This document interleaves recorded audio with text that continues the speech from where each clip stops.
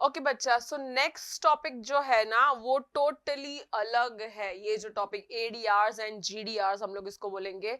Full form is American depository receipts and GDR का full form global depository receipts. Okay, now why this is totally different. अभी तक जितना भी पैसा हम लोग देख रहे थे वो अपने ही इंडियन बैकग्राउंड या यू कुछ से अपने ही कंट्री से हम लोग ला रहे थे, है ना। Shares issued in Indian country, debentures, bonds, जो भी है। Okay, however there is a तरीका जहां पे हम लोग इंटरनेशनल से भी पैसा ला सकते हैं अपने कंपनी में। तो that is ADR and GDR, one very good way. देखो अब कैसा होता है बच्चा, अपने कंपनीज जो है ना हमारे स्टॉक एक्सचेंज पे लिस्टेड होती है। कौन से हमारे stock exchange? Bombay stock exchange and national stock exchange. लेकिन अगर आपको बाहर से पैसा लाना है, दूसरे कंट्री से पैसा लाना है, फॉरेन इन्वेस्टर्स का पैसा लाना है, तो हमारी कंपनीज को भी उनके स्टॉक एक्सचेंज जैसे कि न्यूयॉर्क स्टॉक एक्सचेंज, नस्दाक, है ना, इन सारे स्टॉक एक्सचेंजेस पे जाके अपने कंपनीज के शेयर्स को लिस्ट करना पड़ेगा। क्योंकि जब तक लिस्ट नहीं होगा तब तक वो लोग शेयर ट्रेडिंग नहीं कर पाएंगे, बराबर ना। तो इसमें कोई बड़ी बात तो नहीं है, होता है ऐसे बहुत सारे कंपनीज है जिनका स्टॉक एक्सचेंज पे लिस्टेड है। However problem rules and regulations में आते हैं। हमारे एनएससी बीएससी के रूल्स एंड रेगुलेशंस अलग है, उनके डिफरेंट डिफरेंट स्टॉक एक्सचेंजेस के रूल्स एंड रेगुलेशंस बहुत ही अलग है। इसीलिए एक दूसरा तरीका निकाला है जहां पे हम ना उनके रूल्स को वायलेट करेंगे ना हमारे रूल्स को वायलेट करेंगे और फिर भी बाहर वालों से पैसा ला सकते हैं। That is ADR and GDR.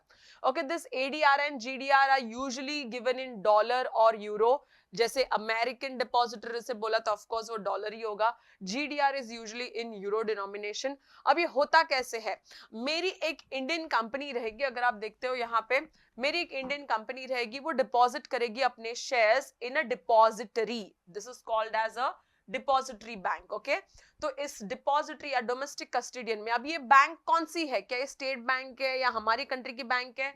No, not at all. ये जो कंट्री की बैंक है वो दूसरा कोई कंट्री जिसमें मुझे अपने शेयर्स देने हैं, जैसे न्यूयॉर्क है या जैसे यूएस है, ऐसा कोई भी कंट्रीज में अगर मुझे देना है तो उसका ये वो मेन बैंक रहेगी बच्चा। Okay, which is there in that country, और हमारे कंट्री में उसका सिर्फ ब्रांच रहेगा। तो मैं एज एन इंडियन कंपनी मैं अपने कंट्री के उस कंपनी या उस बैंक के ब्रांच में शेयर्स दे दूंगी।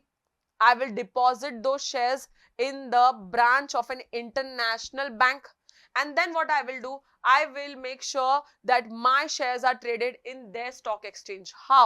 अब ये जो बैंक है ना बच्चा, ये लेकर जाएगी उसके स्टॉक एक्सचेंज तक, जैसे यूएसए के स्टॉक एक्सचेंज या दूसरे दूसरे कंट्रीज के स्टॉक एक्सचेंज तक। ओके, वो अपने कंट्री में लेके जाएगी, but not the way of direct shares but by the way of ADRs and जीडीआरस।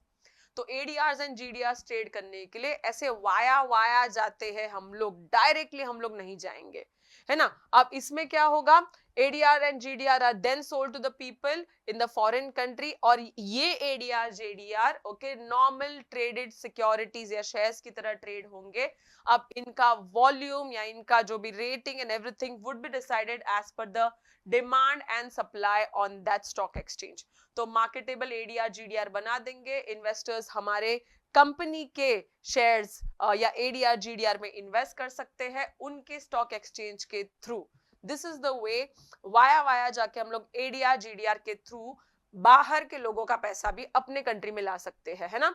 ADR GDR में फर्क क्या है? अमेरिकन डिपॉजिटरी रिसिप्ट्स नाम का फर्क है ना, global depository receipts which is other than USA.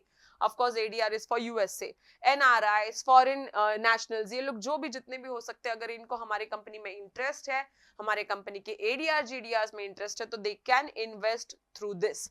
Okay, dividend इनको उनके होम करेंसी में मिलेगा, ये भी अच्छी चीज है ना, their currency, there they will feel like home but investing in different companies of different countries, है ना। एक्सचेंजेस जिसमें आज भी एडीआर ट्रेड होता है, ये कुछ छोटे मोटे एक्सचेंजेस है। Okay, London stock exchange, Luxembourg stock exchange है, नस्दाक दुबई वाला, okay, the Singapore stock exchange and Hong Kong stock exchange. क्या इनका नाम याद रखना है? Not necessarily. However ADR GDR का कॉन्सेप्ट जरूर याद रखना है, because it will come for explain the terms 2 marks के लिए। ये चैप्टर है ही ऐसा जहां पे अगर कोई 8 मार्क के लिए क्वेश्चंस नहीं आते तो ये छोटा मोटा जरूर आएगा। हाँ, इसका एक डिस्टिंग्विश बिटवीन भी देख लेना, वैसे इसके डिस्टिंग्विश बिटवीन में इतने पॉइंट्स नहीं रहेंगे। However make sure that you do this for 2 marks, explain the concept के लिए तो भी याद रखना है अपने को। Okay, that's it for this topic.